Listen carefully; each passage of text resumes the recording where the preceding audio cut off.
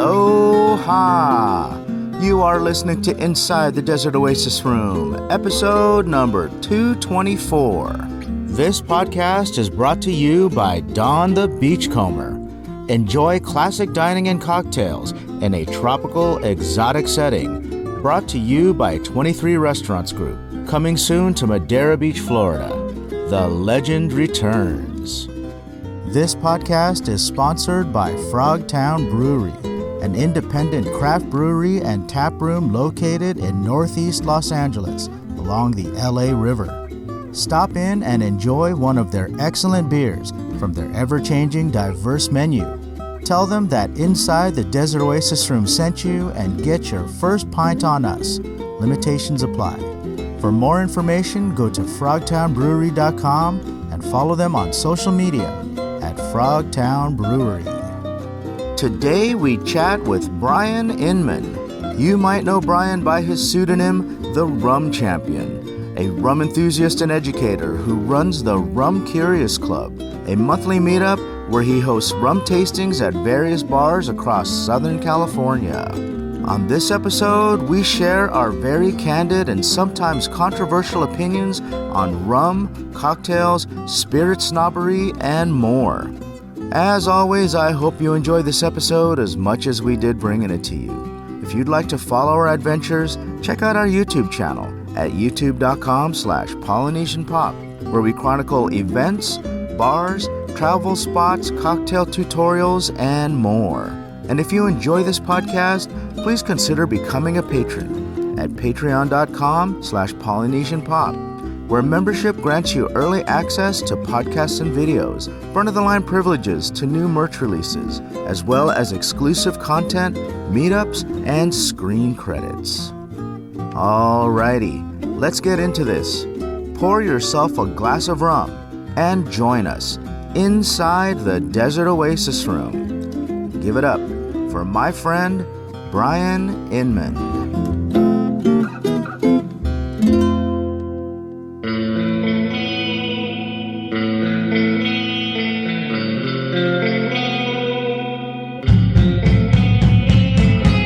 Inside the Desert Oasis Room. All right. So I want to start by making us a daiquiri with one of these. Whichever you'd like. Any of these would be good options. Okay, so let me think about this. I want to try to make one with this Worthy Park. Yeah. Since you just broke that one out.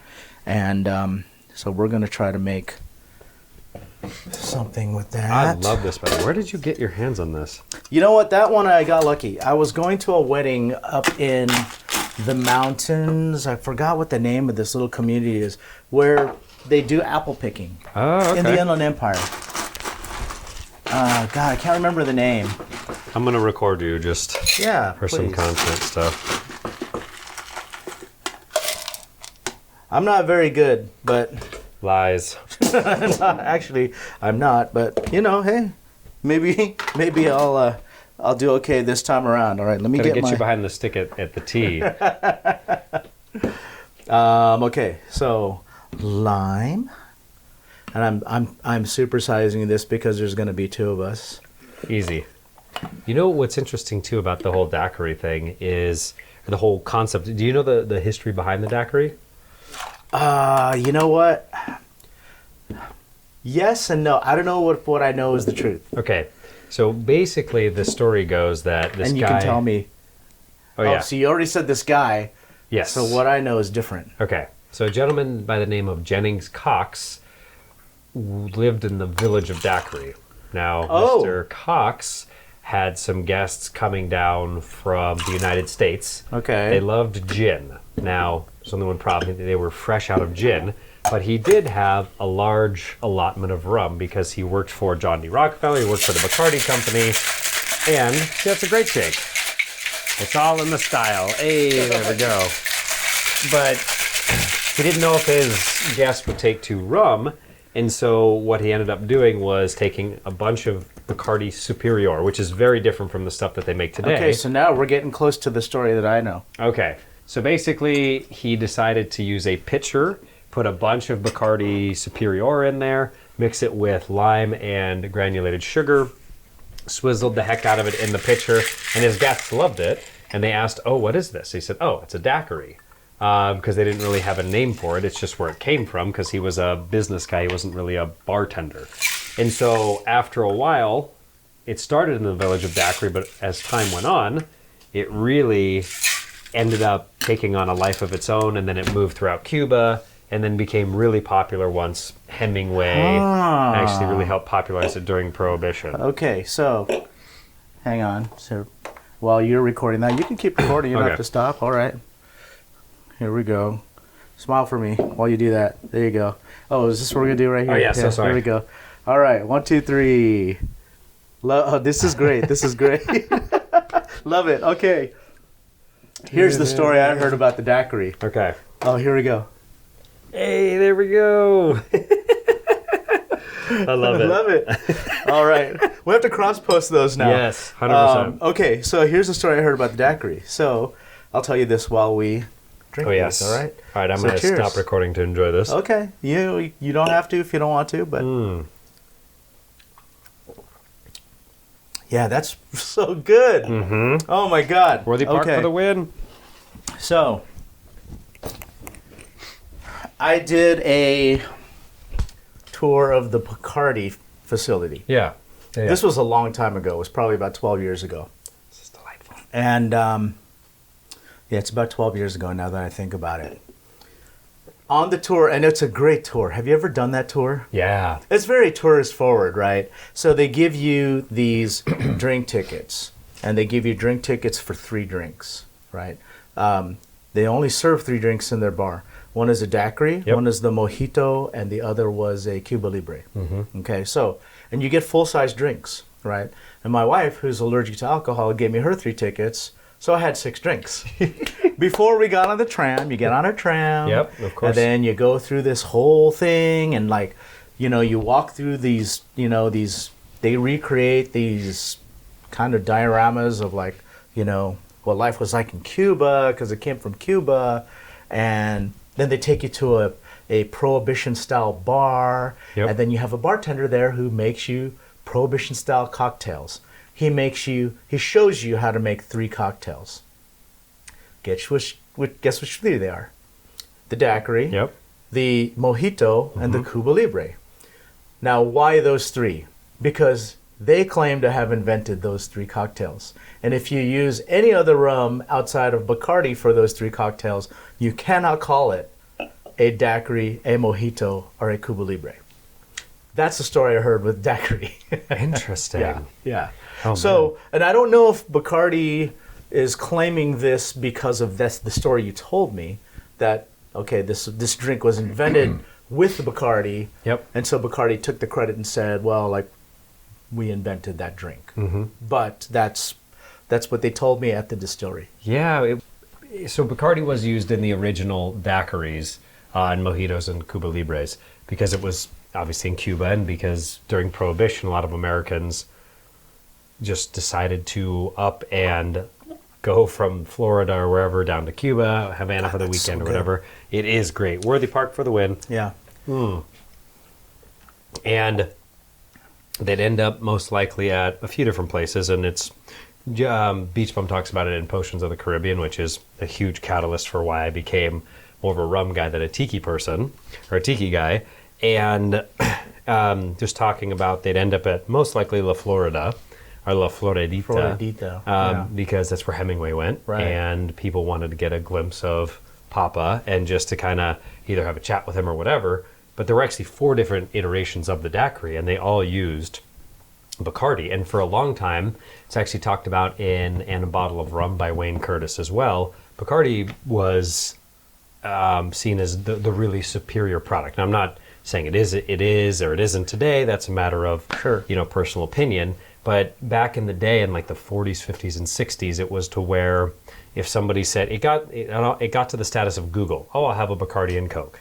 And so it came to a point to where if you said you wanted a Bacardi and Coke, Bacardi would actually sue if they found out that the bar was using a different rum because they cared about the quality of the liquid.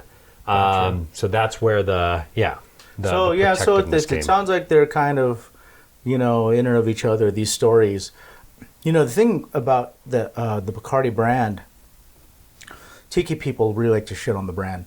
And we've talked about this before. There's a place for it. I think, like in every well, there's a place for Bacardi, and like if you don't want to have this high-end drink and you just want a rum and coke, like there's a place for Bacardi. Exactly. It does mix well with certain drinks, and that's okay to enjoy. Right now, here's the thing: like when I went to the Bacardi factory, I kind of went in there with my nose up because of that. Yep. Right, and I thought like, well, I'm in Puerto Rico.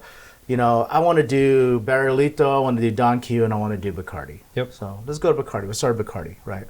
And we go to Bacardi, and I'm just kind of like, yeah, Bacardi, whatever, And I'm walking through, and then I'll tell you, by the end of the tour, I was a changed person. I was converted to like, you exit through the gift shop, right? And I'm looking for cool stuff with the Bacardi logo on it, and they have a very interesting history.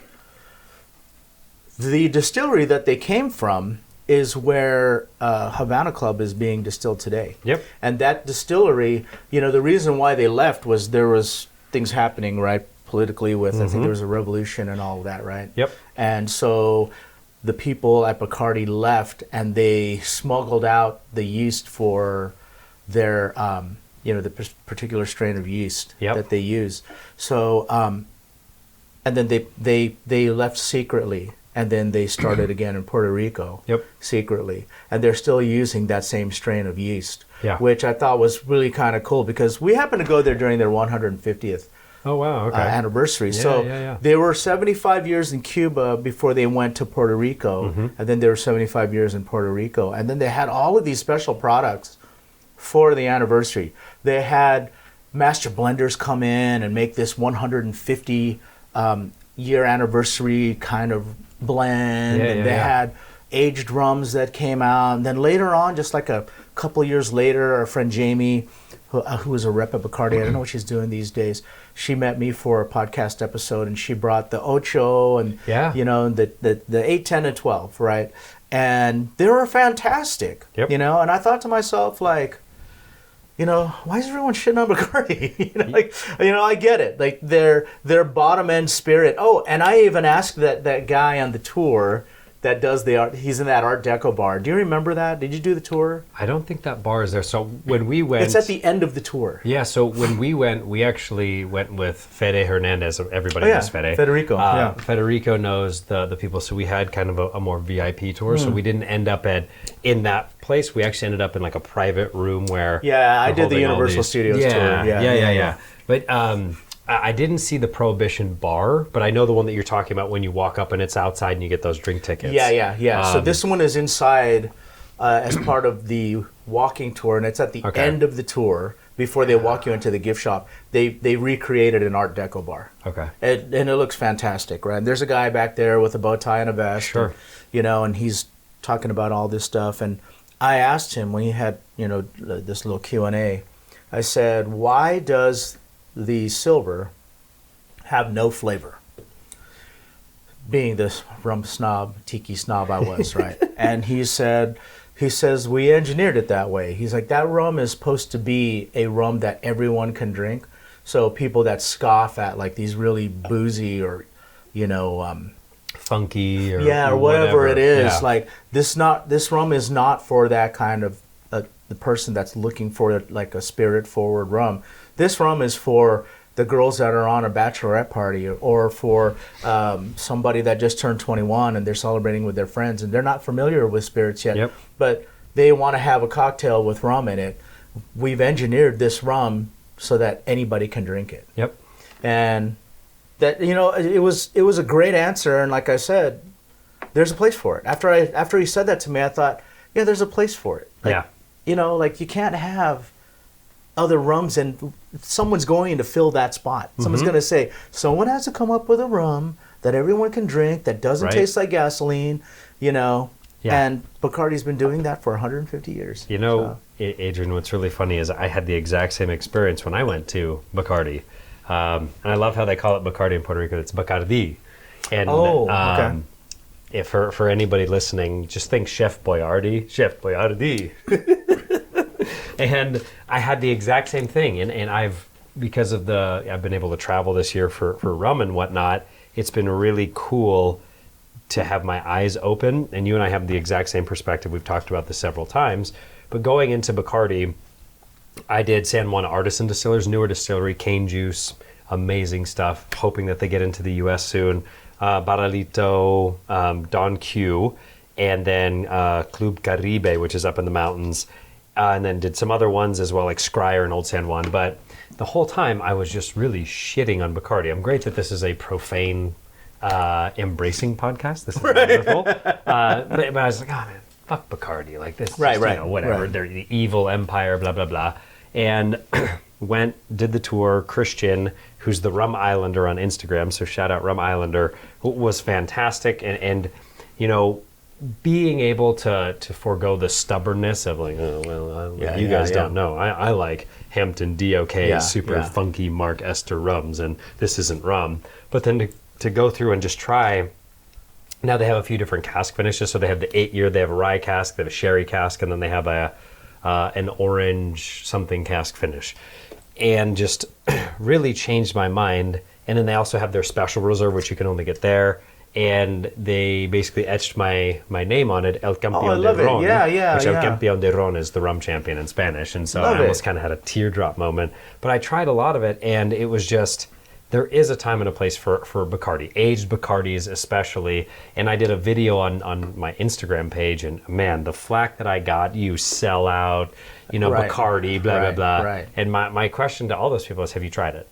Exactly. Or are you just poo-pooing on it look, because... People are told what to like in a lot of different ways, whether it's through marketing or whether it's through peer pressure, or whether it's through some kind of social channel that's paid to influence you in that thought. And a lot of times they just follow the herd.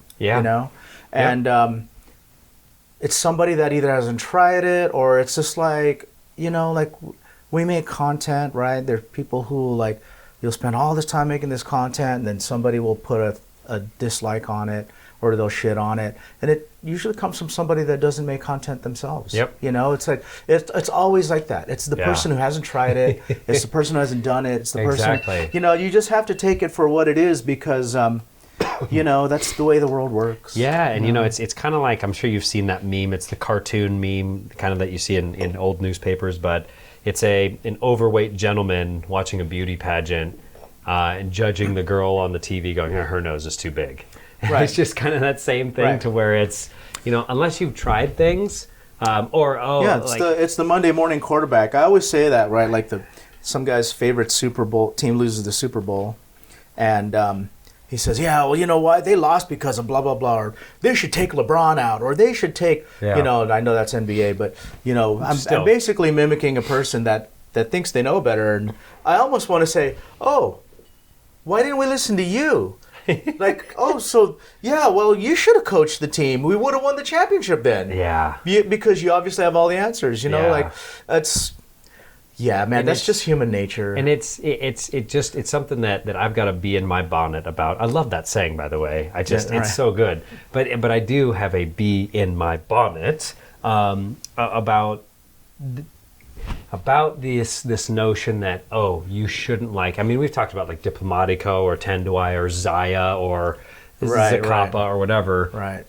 And a lot of people seem to forget that these companies have been making rum in a style that has added sugar for longer than all of us have been alive. But somehow better, whether you are an experienced rum producer or you're just somebody that isn't. To me, it's also the pretentiousness of telling you how you're supposed to drink. Yeah.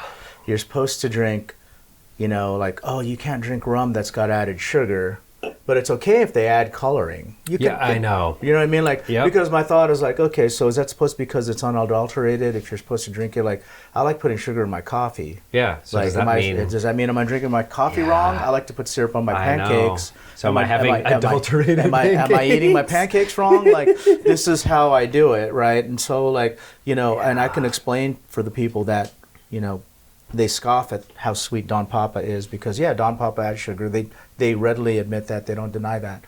But it's distilled in the Philippines, and if you know anything about the Filipino palate, Filipinos have a very sweet palate. Like if you go to the Philippines, they put sugar in everything, including the spaghetti. So even balut. No, I'm kidding. Yeah, right. But what I'm getting at is there's sugar in everything, right? The food is really sweet. Yeah. And that is a lot of the reason why the Don Papa rum has sugar in it, is because it's made in the Philippines, so it's made for the palate of the local people. Exactly. So, but same thing in Central America too, right? Like Venezuela, Guyana, El Dorado, which a lot of people have like El Dorado's a bug. Oh, they had so much sugar. It's like, well, but if that's the style, just because you don't like it doesn't mean that it's bad for everybody. Right. And how dare you not like what I like? I'm telling you. And then what's funny to me is there's this whole other concept of adulteration to where there's two things. So okay, you're going to take an unadulterated, no added sugars, colors, flavorings, great. But then the second you put that in a cocktail and you add sugar, you just adulterated the drink. And then you could also say that the argument could be made that is barrel aging, is that adulteration? Because you're changing the original 100%. liquid. So just this whole thing that's a serious, that's something I've never thought about. Mm-hmm. Yeah, because I've heard the whole thing about body modification. People are like, oh, I can't believe they cover their body in tattoos, or they're piercing their whole face, or blah, blah, blah. Like, that's not natural. Well, you know what else isn't natural? Going to the gym every day and doing 100 squats and doing 100 bench presses and doing 100 curl-ups. That's not natural either. Yeah. That's body modification as well. I mean, even running like marathons and doing Ironmans, like the human body wasn't designed to run a marathon, swim 12 miles, and bike 100, So we really got into it. That just right off of we didn't. There was no soft ends. It's like, let me tell you something. You know what really grinds my gears? So there you go, listeners. A little taste of what Bryan and I talk about off mic. Before we go any further, I want people to learn more about you. You and I have just become friends recently, and fast friends. I think that you're fast friends, and you're an interesting person. It's almost like you kind of came out of nowhere, right? Who is this guy that knows everything about rum? So can you give us a little bit about your origin story? Yeah, the first disclaimer is I do not know everything about rum. The more I learn, the more I realize I don't know anything about anything. Kind of like what good old Socrates had said. The only thing I know is that I know nothing. For me, where do I begin? Well, I'm an Aries. I'm kidding. Long walks on the beach. Yeah, long walks on the beach. I yell at the TV when my team's doing poorly. Do you like pina coladas? And getting caught in the rain. So let's see, about me. Going back to the creation story, I'd always loved going into tiki bars. And the first time I ever went into a tiki bar, it was completely just because a girl I was dating at the time, her sister actually worked for Disney. So, you go in, and if you know a cast member, they let you in, they give you tickets, you go enjoy the park, whatever. After my girlfriend and it didn't work out for anybody that's wondering that. Spoiler alert. But after we were down in the park, girlfriend's sister said, hey, we're going to go to Trader Sam's. And I was like, okay. And then you go, it's in the middle of the courtyard of the Disneyland Hotel. All right, whatever. So, you go and you kind of just see the outside and you don't really appreciate. The second I opened the door and walked in, and I went, whoa. Right. What is this place?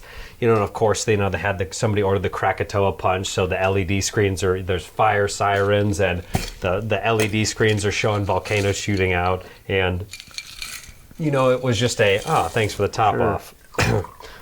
It was just an interesting approach of I immediately fell in love with that escapism that really, I didn't know at the time, but embodied tiki. Sure. And of course, all the pageantry of the OAs, didn't realize until actually talking to you that all of that pageantry actually came from tiki.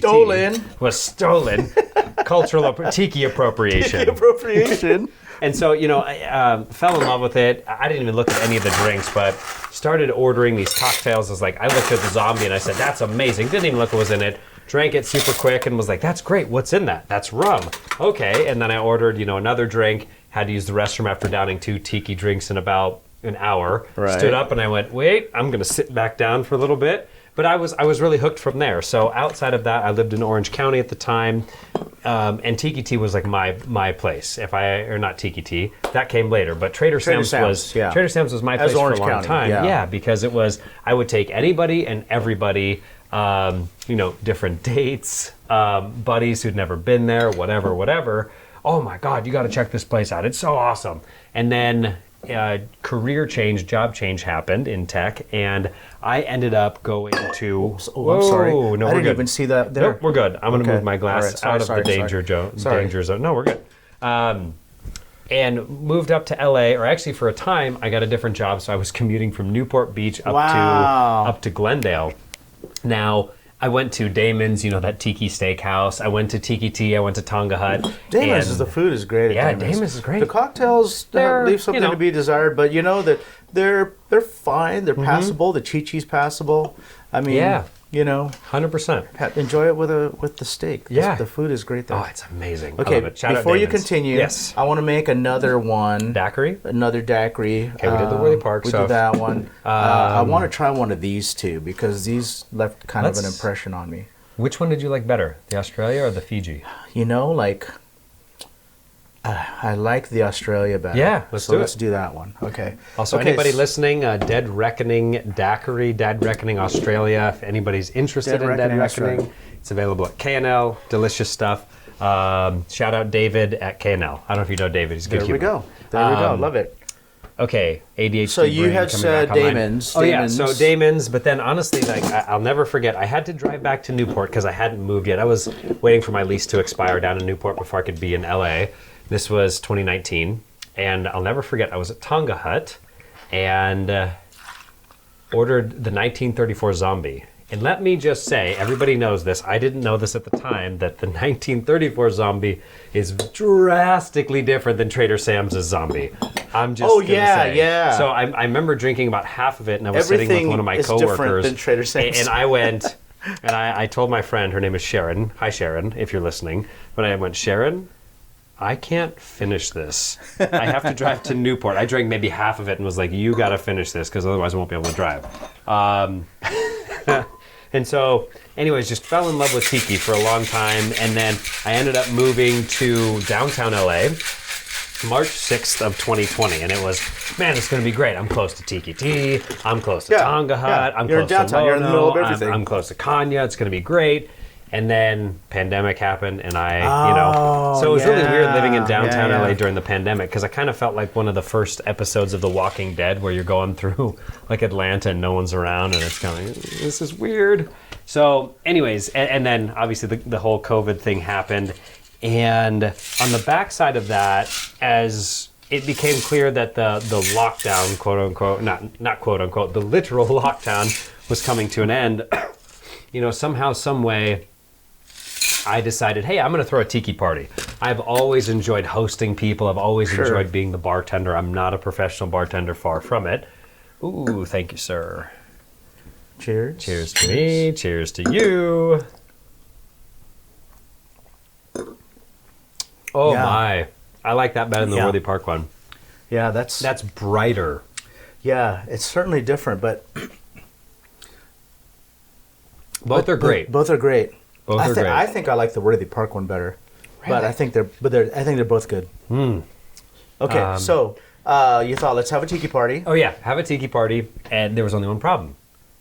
I didn't know how to make tiki drinks, right? And so I wasn't going to have pina colada. Again, there's nothing wrong with pina coladas, but I don't think tiki when I think pina colada. I think I'm on the beach. Well, it's not really a tiki drink, right? It's more of a Caribbean. It's a Caribbean cocktail. Yeah. I mean, it's just like painkillers have found their way onto tiki menus, and a tiki drink is based on rum, lime, and sugar. Yep. And a painkiller is not rum, lime, and sugar. Yeah.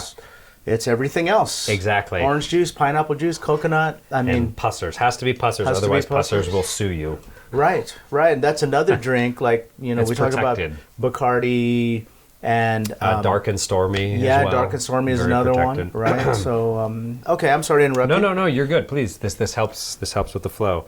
And so wanted to make sure that people enjoyed zombies, Navy grogs, Cobra's fangs, the things that I absolutely fell in love with.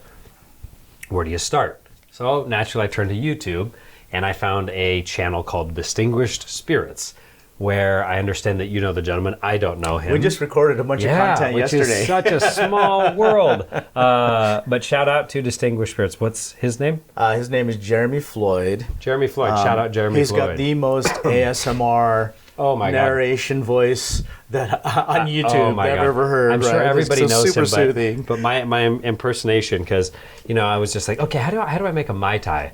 And then of course you click the video and you have the cello or the jazz, ding, ding, ding, and you hear, today we're going to be making a tiki classic, the 1944 Mai Tai. Well, so it's funny. That's a great impression. So what's funny is, his narration voice is not the same as his speaking voice, although his speaking voice is still very radio-like. Yeah. But his narration voice is very... Oh, it's so good. It's very, spa-like. Oh, it's very spa, silky smooth. Silky smooth. Yeah. And so the thing is, this is a drink made by Trader Vic in 1944. Dude, you sound just like him. So if I should have lined it up so that you guys were here together. That would have been lovely. Next time. That would have been great. But, the thing is, I like to give my guests the attention that they deserve. Yeah, so this session is you and me, and when I recorded with him, that session was me and him. It's, no splitting the time, no trying to today's your day. You know what I'm saying? So, so you watch Distinguished Spirits. Yeah, and all of them, right? Every single tiki one, and there's so many. The Chief Lapu Lapu, and all of his videos are great. But Chief Lapu Lapu, shout out Chief Lapu Lapu posthumously, who kicked the shit out of the Spanish, Magellan, who also just looked down on the natives and went, oh yeah, this would be a piece of cake, and then but that's a whole nother story in and of itself. Navy grog, Mai Tai, and it really helped me in the zombie. Just going through the history of the drink. And his episodes are really well researched. Yeah, absolutely. Lots of history in them, lots of documentation. Yep. It's just to the point. And then also, especially because I knew very little about rum at the time, I was a single malt scotch guy because, there's nothing manlier than drinking single malt scotch because that's what you drink. This wasn't that long ago. You learned a lot in a short amount of time. Yeah, so this was, 2021. May 2021 was when the party happened. I went from no rums to about 15 because of Distinguished Spirits. And every time he would talk about this book that, oh my God, you got to pick up this book called, I got this recipe from Smuggler's Cove. And you're like, oh, damn, all right. So I picked up Smuggler's Cove, devoured the book, learned the whole world of tiki that, I'd gone to these tiki bars, but I never really appreciated the history or how we got here. Yeah. And so consumed the book, and then there's a few pages where Martin Kate, I don't know Martin, hopefully we'll meet him one day. Oh, that's surprising. Yeah, I don't know Martin, I don't know Beach Bum. That's surprising. Yeah, I don't know a lot of. I do know Ed. I would expect you to know. I know Ed Hamilton very well. Ed's favorite thing. You talk to Ed, and he has a million amazing and very interesting stories. Yeah. And then he'll tell you something, and then he'll alleviate to another story that's equally as fascinating. But he doesn't tell you. He goes, "But that's another story." Right. He also has an interesting origin story. Yeah. So, anyways, because of Distinguished Spirits and Smuggler's Cove, I went from no rums to 15. I put together a cocktail menu, QR codes around my apartment. My girlfriend and I actually decorated the house tiki style, and there was about 20 people that showed up, and I didn't pre-batch the 1934 zombie. So naturally, 20 people, and I lost the eighth of a teaspoon. I'm like, where's the eighth of a teaspoon of Pernod? What's going on? But I absolutely loved the party. It was really well received, and excuse me. Then I started realizing, okay, so what else about rum?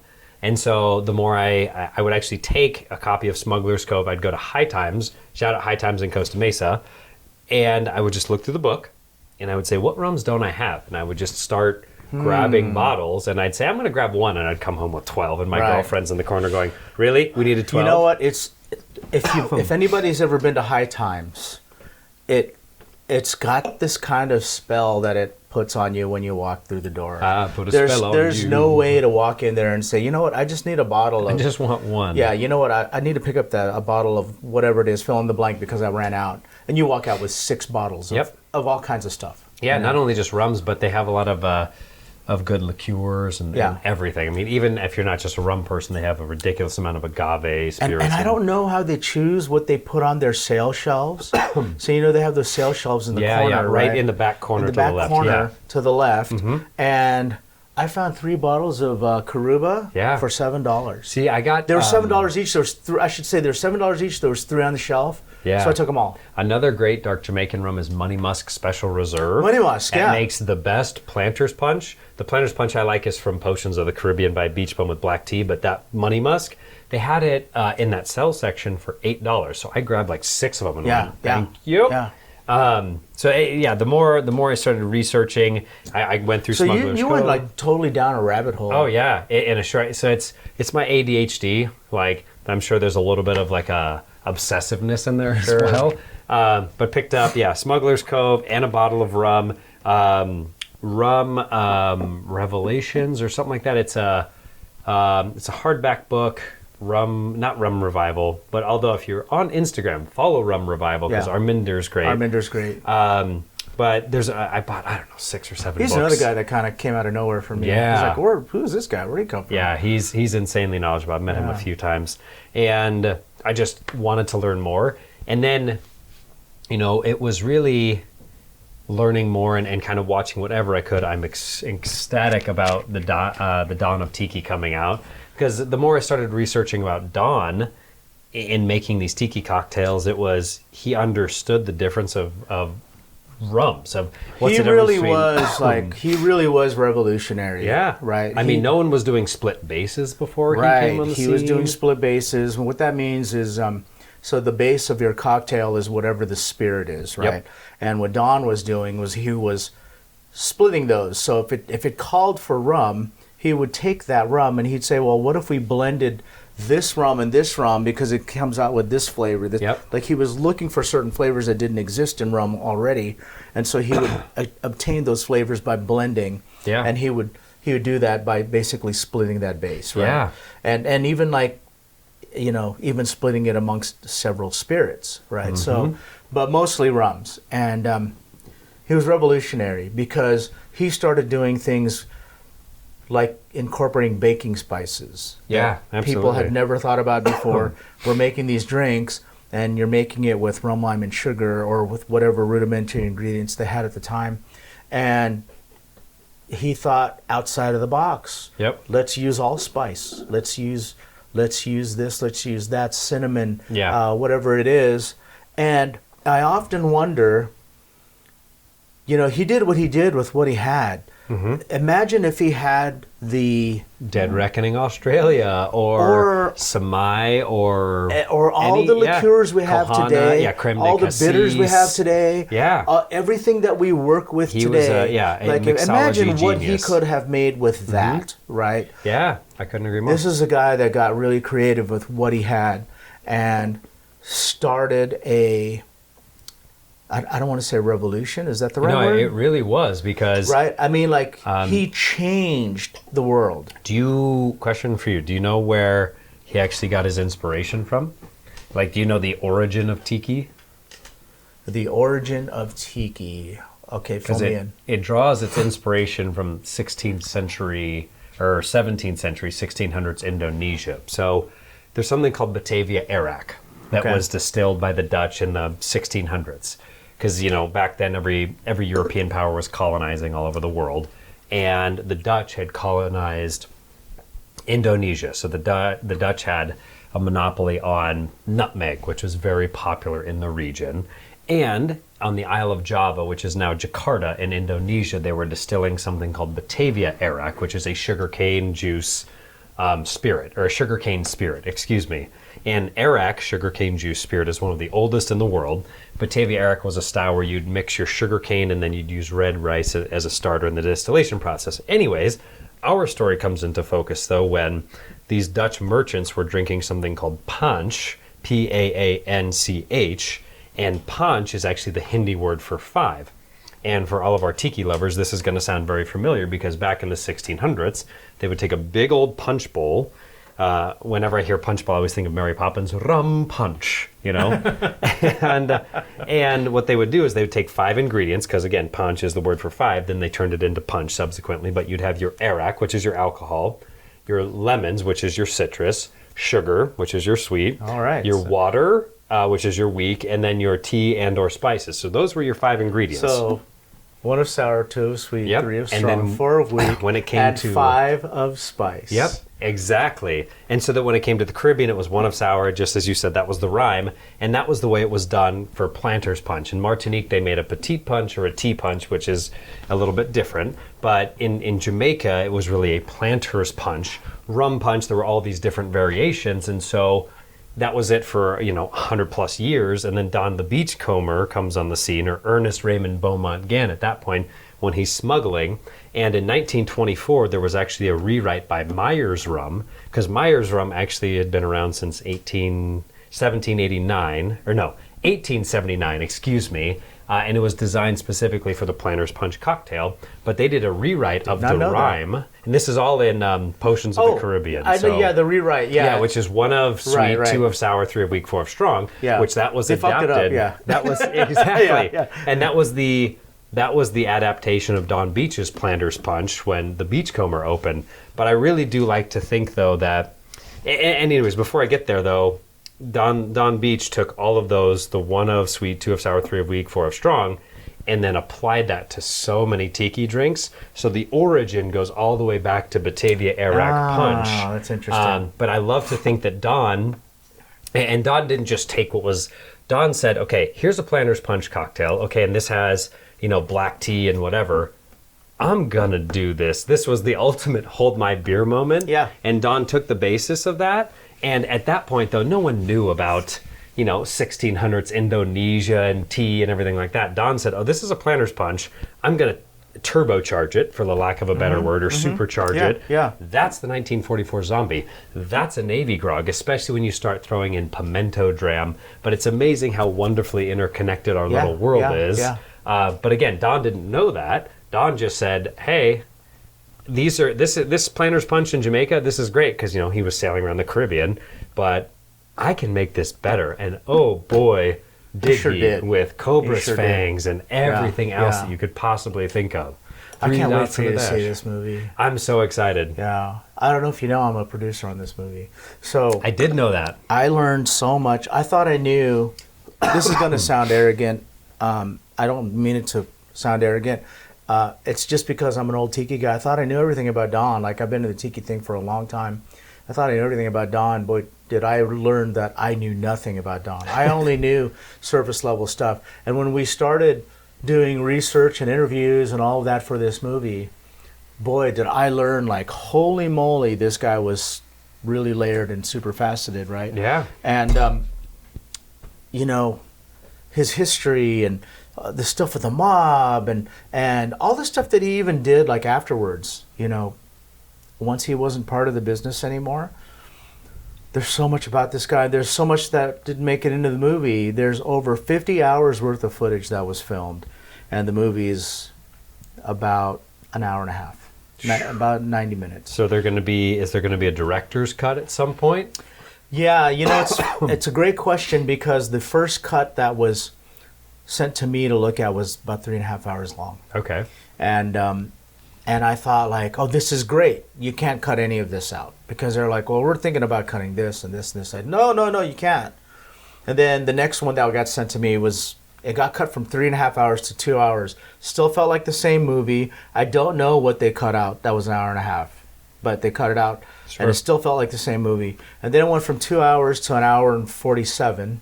Still felt like the same movie. Then they cut it down to an hour and a half. Yeah. Still feels like the same movie. Now I have recollections of, like, oh yeah, that one scene, that's gone. Or, oh yeah, this thing with that so-and-so says this thing, that's gone. But then I know why it's gone, because there's discussions about, like, well, it's not part of Don's story, or it's kind of irrelevant, or this or that, or, like, Sure. And it's like, okay, so that makes sense. So things get cut out, right? But as a tiki historian, to me, it's important that it's documented somewhere. Yeah. And I would hate for it to stay in an archive that no one gets to see. Sure. So, to answer your question, I don't even know if I'm allowed to talk about this, but I'm going to say something. So, everybody listening, you're under an NDA.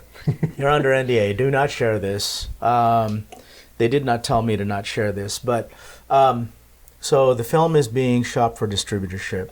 It's going to go to the film festival circuit first, and then from there go to distributorship. There are parties that are interested already, and depending on the success of that, perhaps we will take all that additional footage and create a docu-series. You absolutely should. That will delve into those other subjects with more detail. Absolutely should. Yeah, so I'll leave it at that. I don't want to say all waiting with bated breath. I don't want to say what those other subjects are, but let's just leave it as generic as that is TBD for now. Yeah. And so to go back to kind of the origin of this with our delineation is, after learning a lot about Don Beach, and I still know nothing about anything really, but I kind of wanted to be, after I went through Potions of the Caribbean, realizing, well, there's a lot more that you can do with rum than just, pimento dram and white grapefruit juice and falernum and all that. And also that combined at the same time, I was really learning that Don knew the differences of these rums. And so I then made a choice of, there are so many amazing tiki people that are doing great in influencing. So I went, no, I really want to just double down on the rum, because it's a pretty wide open space.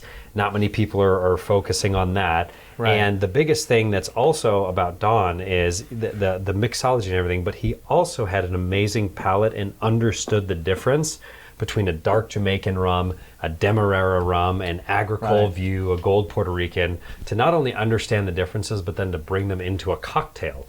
And know what works together. Yeah, what works and what doesn't. Know what you can mix to make a great cocktail. Yeah, it's kind of like, I've always kind of thought about it in that scene in Ratatouille where Remy the rat kind of bites into, I think, a piece of chocolate and then a piece of strawberry, and then it's black, and then you see the colors kind of dancing together. That's the way I've seen mixology, and so I initially wanted to be kind of the rum bartending person, but then I kind of realized, yes, I love making cocktails. That's great, but I really wanted to focus on the rum, and then so I would still throw these monthly rum parties after the tiki party. And I would just be, the great thing about rum is that, alcohol proofing exists because of rum. Or Grog's the oldest cocktail in the world, and that's a rum-based cocktail, blah, blah, blah, blah.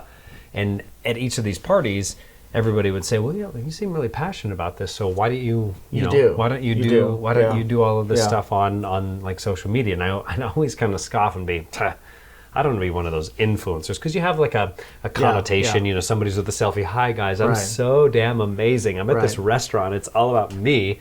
And that was my concern, is that while it's a very interesting duality, of course I'm looking for a spotlight and a platform, but I also don't want it to be about myself, because in this wonderful country of ours, there's so many. That's the key.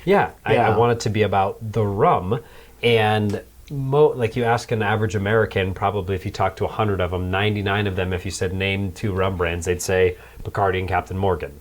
And where we are in this country especially is, in an alternate universe, think about it to where, imagine if whiskey, everybody in the world, or in the United States, let's just limit it to this country, thought of whiskey as Fireball. That was Fireball. Right. Oh, well, I don't like Fireball because I had it, whatever. And then, and if they're better brands, please excuse me, because I'm not a whiskey guy, I'm a rum guy, but like there are Weller, better brands of Fireball. Witcher, Booker's, Pappy, like take your pick of, Knob Creek, Woodford Reserve, all these other folks, Four Roses, all these other distilleries are trying to break out and convince people there was more to the category than just Fireball. And that's where we're really at with rum. So, trying Worthy Park Single Estate Reserve, Dead Reckoning, Fiji Muscat Finish, Privateer Maiden Voyage, or whatever, a lot of people don't necessarily know that there's rums out there that you can sip, and it's on equal footing as the finest bourbons or whiskeys or tequilas. 100%. And even for our lovely tiki folks too, it took me a long time to realize, I kind of just want to sip this by itself. I don't need to throw something into a Nui Nui or a Chief Lapu Lapu or what have you. So after some time, it was my lovely girlfriend who really pointed out, well, don't make it about yourself, make it about the rum. Yeah. So I started the Rum Champion in late September of 2022. Okay. And so that's pretty recent. Yeah, I just started filming, and then around the same time, I got really drunk at Tonga Hut in Palm Springs, and just through a chance meeting met who would become my co-founder. Her name is Monique of the Rum Curious Club. So Rum Curious Club started in January of this year at my apartment in Marina del Rey, 12 people. February it was 24 people. March I was in Puerto Rico. And then April I did it at Idle Hour in Harlow. And around that time, Tonga Hut had said, hey, like, are you interested in potentially hosting your Rum Curious Club at Tonga Hut? And having been to Tonga Hut, I didn't realize that Marie had left at that point. Right. Marie King also got me blacked out at Tonga Hut, which is a story for another time. But, now... Tonga Hut needed you at that time because after Marie left, they had nobody to run their Rum Club. So... The timing was... serendipitous. That's the word I was looking for. I haven't met Forrest. Forrest, I think, knows infinitely more about rum than I do. Forrest used to work at High Times. Yeah. And when I met Forrest, he worked at High Times. That's how he knew what he knew. Like, he learned through all the products that they sold because he had to know. Right. And that dude knows so much. So much. He started doing these rum educations at the exhibition room, which is the speakeasy at Roxanne's in Long Beach. I don't know if he's still associated with Tonga Hut at all. You're probably the guy now over there, right?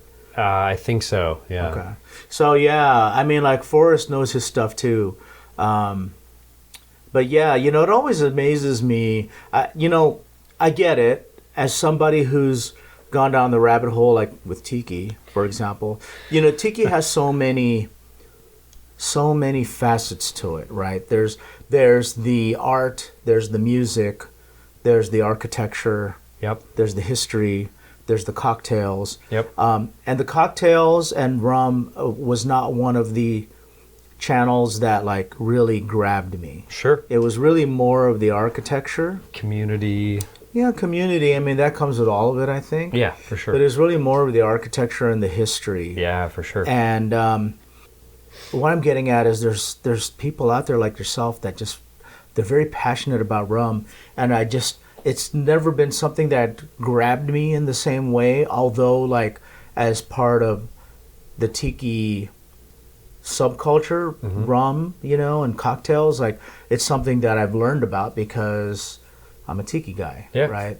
And because of that, I like to think that I know more than the average person. I certainly know more than my people or my friends that are not in Tiki. Yeah. But to the rum experts or the rum educated in the scene, I'm just not as versed, But I also say that I love creme brulee and I don't know what's in it and I don't care to know what's in it. Exactly. You don't need to. I don't have to. Like if I go to a restaurant and they have creme brulee on the menu, I'm going to order it and I'm going to enjoy it. Yeah. I always do get a chuckle when I look at the Reddit reviews, and that actually is what really influenced the content that I made about when I do a tasting. It's more of, oh my gosh, this is great because of XYZ. Sometimes I'll throw out what I taste, but you go on to Reddit, and Reddit can be brutal, man. Reddit can be very brutal. The one thing I appreciate about Reddit, even to this day, is it can help, especially in the early days, buying decisions. So I would be standing at High Times and I'd be like, okay, well, Martin Kate says get this rum of, I'm just throwing out an example, Gosling's Old Rum. Okay, that's something in this category. I don't have anything in this category. Let me go to Reddit to check it out. But then to look at some of the tasting reviews, and I think some of these people are super, super tasters, and this is not Gosling's Old Rum specific, but you'd get like burnt tire that's been in the sun for 3 days, and you're like, how do you know what a burnt tire that's been in the sun for... It's oddly specific. And I'm not saying that they don't taste that, and maybe there's just some like subconscious enmity. I think some of it is also they're just trying to be comical. Yeah. Because, they're trying to win the audience over with a laugh, and it's not really even about you. It's about them getting their laugh. Yeah, 100%. Or them getting their validation. They don't like it, so they're going to say something like that, which will bring people over to their side and make them feel validated. Yeah. That's what's happening. Yeah, and that's very fair. That's very fair. And It's tough, man, reading comments. Yeah. You just have to. You and I both. You just have to, like, you know, like I get negative comment, like I won't say frequently, but you know it happens Every once in a blue moon. Yeah, for sure. I'll get it on my YouTube channel every once in a while. I get it on my podcast, and you know the truth is that like I've said before, 9 out of 10 times, or even more than 9 out of 10 times, 95% to 98 to 99% of the time, it's someone who doesn't make their own content. Exactly. So they can easily criticize it because they have no idea what they're doing, what it takes to do what we're doing, or what they're talking about. Yeah, and it's just easy behind the screen. It's easy to be anonymous and just be a keyboard warrior. Yeah, 100%. And you know, like you just have to remember that and just let it go. And it's hard to let it go. I get it, but our friend Justin Scard, I don't know if you know who Justin Scard is from Random Land. Justin Scard said to me one time, he says, you know, he's like, I hired a guy specifically to weed those out of my YouTube comments. He's like, I have somebody who all their job is to read the comments, and if there's anything negative, just delete it. They delete it. And he's like, you know, it's my channel. I can have what I want on my channel. Yeah. And if I don't want that stuff on my channel, it doesn't have to be on my channel. Call it censorship, whatever. You know what? Like, we all live in this new world where we have to either, like, you know, what's the word I'm looking for? Adjust to it, or adapt. That's what I'm looking for. We have to either adapt to it, or it's just gonna bury us. No, for right? sure.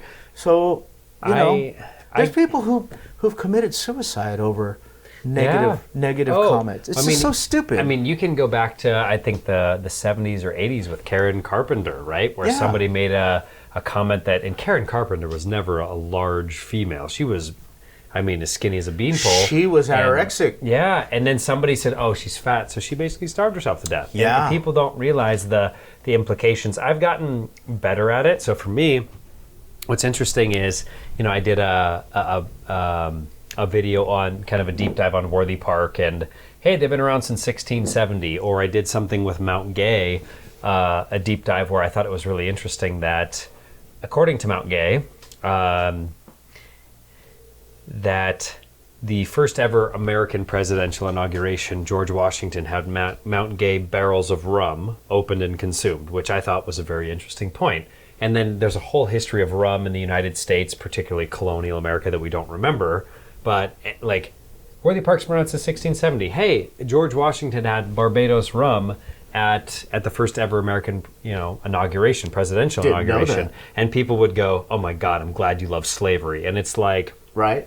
So you basically think that I love slavery because I'm pointing out a historical fact. Yeah. And also, you know, I don't get into this in the comments, but I think the Prime Minister or whoever the leader of Barbados cheersed that fact with the U.S. ambassador to Barbados, which is what prompted me to call it out. Yeah. So, you know, that's what I get. I don't just delete that shit. Yeah, man, you know? I don't anymore. But I used to get some funny ones of, I think that you just like calling yourself the Rum Champion, which you don't know shit. And I'm like, yeah, I don't know anything. I picked the name. You know, everybody thinks it's like the championship belt, but also I picked the name because of Game of Thrones, when Prince Oberyn's talking to Tyrion Lannister, and it's, I will be your champion. The concept of a champion. I get it. I get the Rum Champion. I don't picture the championship belt. No, it's you're fighting on behalf of a cause. What you're doing, you're saying, I'm going to champion this for you. Mm-hmm. You're a super fan. An obsessed lunatic, as I say. Yeah, delete that shit. Here's the thing about people who comment, right? This is just like Yelp. You're more inclined to leave a review when you've been wronged. Yeah. Versus when you've been righted. Because if you're happy with the service, you won't feel the need to complain. Yeah. But if you feel the need to complain, you're going to leave that comment, and that's what people do when they do that with social media or anything else like that, like with the media channels, YouTube and the podcasts and stuff. And, you know, like it took me a while to understand that. I understand that now. And the truth is that, like, you know, the people that are out there leaving those negative comments, they don't make the media themselves. They don't do the same stuff. They're just armchair quarterbacking. If they were, they wouldn't have time to be out there like leaving Right. negative comments. And so right? Like my content, like I have so much content in Yeah, the you can that I need to release. That's just I have to edit and actually get out there. I don't have time to be consuming other content to criticize it. You know. Well, and that's the thing is, you know what? If you don't like it, it goes back to the tasting thing, right? Anytime I've done something with Diplomatico or another like Abuelo, you know, they put sugar in that and it's dog shit, and you're like, chill out. Chill out. Also, and I've never said this, but I've always been so tempted to be like, I will buy you a plane ticket. I will organize a national press conference so that you can tell the people of Panama, Venezuela, what they're doing Guatemala, wrong. Right? Yeah, not only what they're doing that's wrong, but they're all idiots for liking sugar in their rum. Right. Like, yeah, let me know how that goes. Go tell them how they're making their rum wrong. Oh my God. Yeah. So as one Trolls. content creator to another, like I support what you're doing, and I celebrate like the passion that you have for this particular genre that you are quickly becoming an expert in. Before we wrap up, can we tell everybody how to follow you on your pages? Oh, right.